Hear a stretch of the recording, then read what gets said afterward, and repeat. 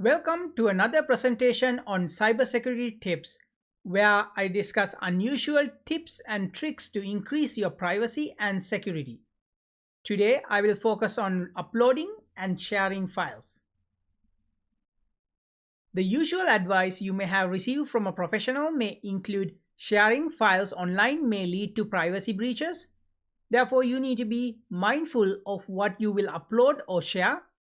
Do not share sensitive information online and do not share other people's data or files with third parties.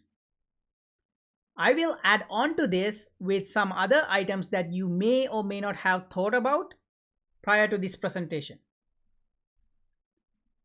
I broke down sharing files into three different main categories: intimate files, personal files, and sensitive files.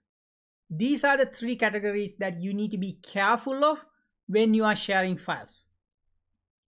Intimate files may include nude or explicit pictures or videos of yourself or others, pictures, videos, and documents that may consider illegal. So those may be something such as you are hugging or kissing your partner. It is not a big deal, it's not illegal in Canada, but it may be very intimate to you. So it doesn't necessarily need to be nude or explicit, but it could be something that is a bit sensitive. Documents could be anything from refugee documentation, such as immigration documentation, something that you don't want other people to have access to, that are very intimate and personal. Which brings us to the next section, the personal files. Those include social insurance numbers, social security numbers, birth certificate, immigration papers, passport biodata page, like a screenshot or a scan of biodata page, etc. Those documents can be used by a bad guy to impersonate you and harm you. And therefore, those personal files, when you are sharing, you need to be careful of. Another personal files that I find it very sensitive is the medical reports and evaluations. So medical evaluations and medical reports may include very sensitive and intimate and personal data that you do not want other people to get access to. Sensitive files could be files that related to your work, pictures or documents from your work or your some kind of a contract that you are working on. It also could be files containing information that can be used against you or another person or entity. That may be a problem for you if somebody else had access to those sensitive files. So that is the three categories. Those are the three categories that I find you had to be careful when it comes to the point sharing files. One thing I want to highlight is once you sent or uploaded a file, you have to consider that you lost the control and ownership of that file. Even if you upload a file to a government agency system, even if you give a file to a lawyer, a legal representative, you have to understand that you do not have the full control of that particular file. You do not have the full ownership of that particular file. At the end of the day, the file that you only have access to is the only file that actually is secure. I understand your social insurance number, your birth certificate, your immigration papers. Obviously, the government also has a copy of it and you also has a copy of it. But something like explicit image of yourself or your spouse, for example, that is something that nobody have access to except you, unless you actually share that information with someone else. So keep in mind that once you have sent or uploaded your files, you basically lost the control and the ownership of that file.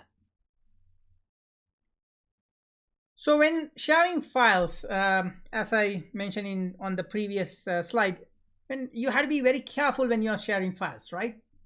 So What you need to realize is when you are sharing your own files, you have to think about, is this file appropriate to share? Am I okay with this file being shared outside of the intended recipient? I understand that when you are sharing a file electronically, you have an expectation of privacy. However, the other party may or may not follow through. It doesn't necessarily mean that you send a picture or a document to your friend on your cell phone. It could even be that you are uploading a file to a government system in Eritrea or Sri Lanka or somewhere. You can't always trust the government, even your third parties, to actually obey by the rules. So you need to think about that. Am I okay with the file being shared outside of the intended recipient?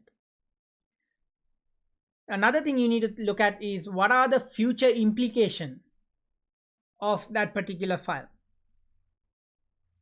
So what could be a fallout, an issue associated with that particular file for the future?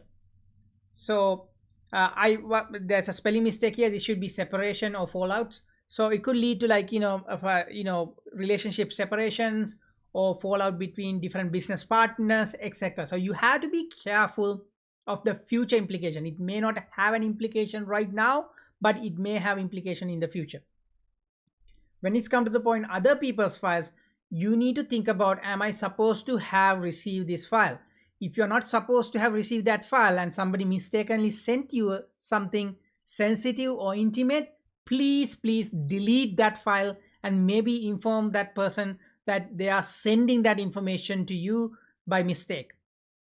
Another thing you need to consider is, sharing this file can hurt the sender, myself, or other people. If a document, let's say you receive a highly sensitive government document you are not supposed to receive, before you take any action, you have to think about that, will it hurt other people by sharing with the world, sharing with the other people, etc., etc. So think before you act, even if it is other people's file. However, sometimes we all make stupid mistakes and we end up sharing files with lots of people or unintended recipients. In that situation, you may need to look into mitigating damages after you have shared the files. They may include, if you are underage, contact your parents, trusted adult, or law enforcement for advice. They can guide you through these things. Another one is to request the other party to delete or remove the shared files. I also want to put one more note here, is that even though once you shared a file, you have lost the control and ownership of that particular file. In Canada, it is illegal for any recipient, in other words, the party that receive a file or document, to share that document with the whole world without the consent of the original sender. Especially when it's come to the point intimate partner violence and intimate partner crimes, when it's come to the point like sharing videos of intimate nature between sexual partners, it is illegal. It is 100% illegal in Canada to share such information with any third party without the consent of the original creation or the person in that particular file. So keep that in mind, that you can request the other party to not to share something with the rest of the world, and if they do so, there may be serious legal actions against that particular individual, not by even yourself but by the government itself. So again, once you send or upload your files, you have to consider you have lost the control and ownership of that file. However, there may be some legal framework to help you out if you have done that, but you still need some kind of a control over what you have shared. such as the intimate images that you are sending to your partner. Let's look at how you can share files securely. There are situations that are legitimate reasons to share files securely, but you don't want to be just not sharing them at all. So for example, if you have some kind of a document such as a legal document that you want to share with another party, please use end-to-end encryption. So use of end-to-end encryption when transferring files through the internet will make sure that it is hidden from the bad guys.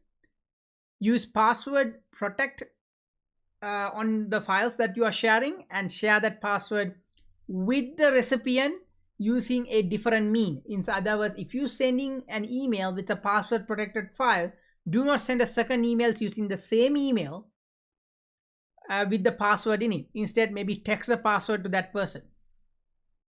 You can also use offline methods, such as use the hardware or software encrypted hard drives or USB keys to carry the information from one place to another, so that way that it does not get through the internet at all. Another common option that some people don't think about is use hard copies of documents, basically physically sharing the information that needed to get access to what you need or to get what you need to do. And here are the key take-home messages. You can pause and read it over. That's everything for today. Please make sure to thumbs up this video and subscribe to my channel. Until next time, thank you so much and have a nice day.